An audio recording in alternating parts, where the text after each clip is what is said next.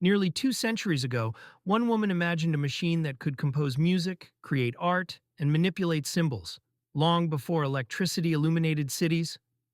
She did not merely predict computers, she foresaw artificial intelligence.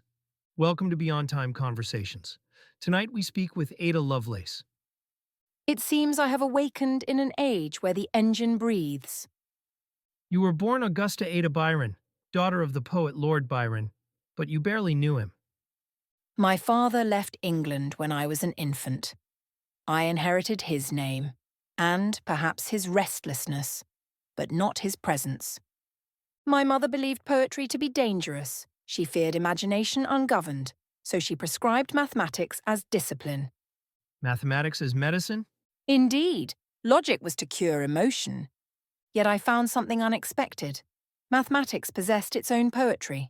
In patterns, in symmetry, in infinite sequences, I discovered beauty no less profound than verse. You were frequently ill as a child. For months I was confined to bed. During those hours, I constructed machines in my mind. I imagined mechanical wings. I studied the anatomy of birds to design flying apparatus. Illness limited my body, but expanded my interior world. Did isolation sharpen your imagination? Solitude often does. You met Charles Babbage at age 17. Yes, he demonstrated his difference engine. Society saw a calculating curiosity. I saw destiny. What did you see that others missed? I saw that numbers were not merely quantities.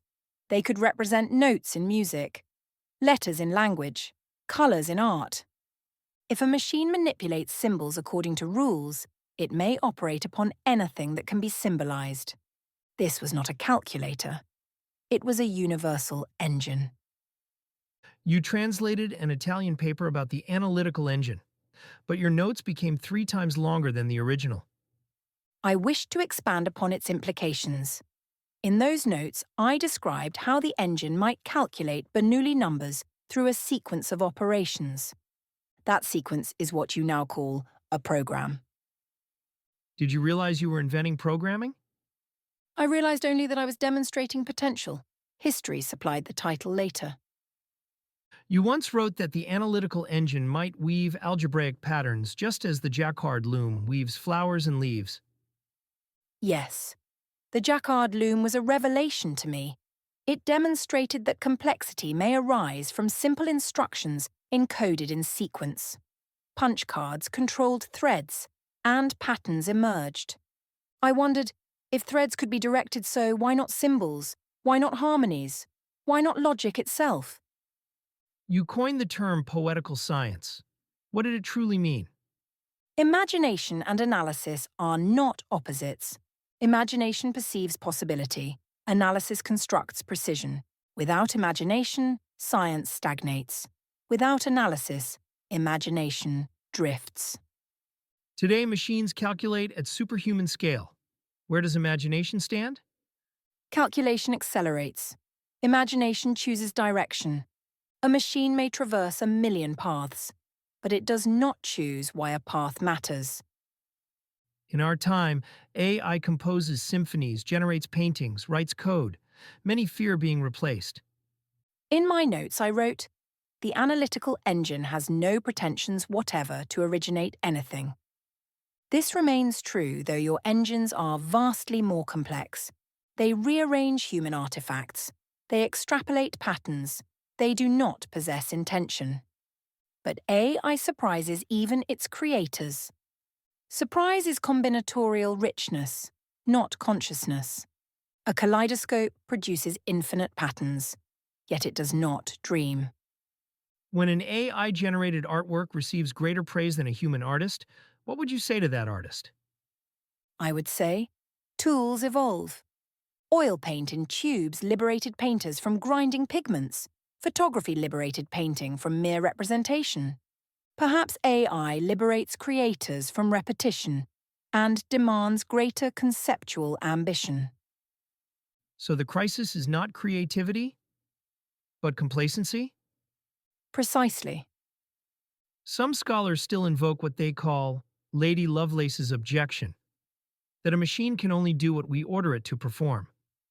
Indeed, I argued that the engine does not originate. But perhaps I should clarify. I did not deny complexity. I denied intention. If your modern engines produce outcomes that surprise you, it is not because they possess volition, but because their combinatorial depth exceeds your anticipation. Should there be limits to artificial intelligence? Any powerful engine amplifies human intention. If guided by wisdom, it elevates civilization. If guided by folly, it accelerates destruction. The ethical question is not whether machines think, but whether humans think carefully enough before deploying them. So, responsibility remains human. Entirely. Your lifetime coincided with the Industrial Revolution, a period when machines displaced artisans. Do you see parallels with AI? Certainly. Every industrial transformation brings both prosperity and disquiet. The loom displaced the hand weaver. The steam engine reshaped labour. Yet society eventually redefined value. The question is not whether disruption occurs, it always does, but whether humanity matures alongside its inventions. You died at 36, the same age as your father. Does mortality shape innovation? Awareness of brevity intensifies purpose. A machine does not fear death. Therefore, it does not feel urgency. Human creativity is sharpened by finitude. What would you say to the next generation building AI? History repeats its dilemmas, though clothed in new garments. The fear of obsolescence, the search for meaning in a mechanized world. These are not new anxieties. Your age merely confronts them at unprecedented scale. Do not compete with machines in speed. Compete in depth. Ask questions that require lived experience. Design systems that reflect wisdom, not merely efficiency. Continue your poetical science, for the engine may calculate, but only you can imagine why it matters. In the age of generative AI, Ada Lovelace reminds us, technology expands possibility, but humanity defines purpose. This has been Beyond Time Conversations.